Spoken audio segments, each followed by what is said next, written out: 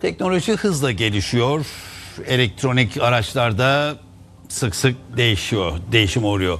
Evler ve iş yerleri adeta birer dijital çöplük haline geldi. Ne yapacağımızı bilemediğimiz cihazlar var. Onlar da sağlığımızı tehdit ediyor.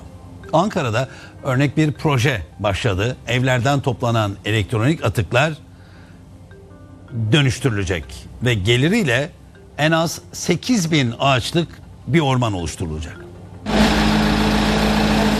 Dünyada 44 milyon ton, Türkiye'de 503 bin ton elektronik eşya. 2017 yılında elektronik eşya çöplükleri biraz daha büyüdü.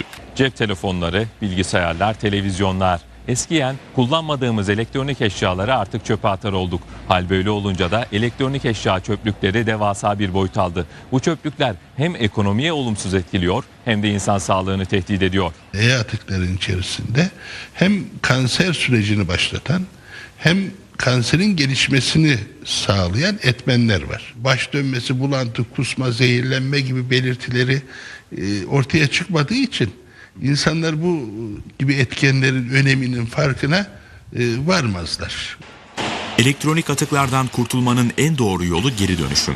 Ankara'da örnek bir geri dönüşüm projesi hayata geçiriliyor.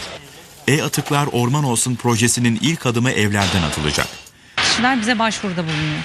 Sonrasında biz bulundukları yerden gidip elektronik atıkları teslim alıyoruz. Tesisimizde mekanik ve fiziksel işlemlerden geçtikten sonra tehlikesinden alındırılıyor. Geri kalan değerli metal dediğimiz demir, çelik, alüminyum ve benzeri gümüş gibi metallerimiz ise geri kazanılıyor. İkinci ve özgün adımsa e-atıklardan elde edilen gelirin kullanılması. Atıklar Orman Olsun Ankara projesinin hedefi 150 ton elektronik atık toplamak. Hedeflenen miktara ulaşıldıktan sonra elde edilen gelirle birlikte 8.000 ağaçlık bir orman dikimi gerçekleştireceğiz.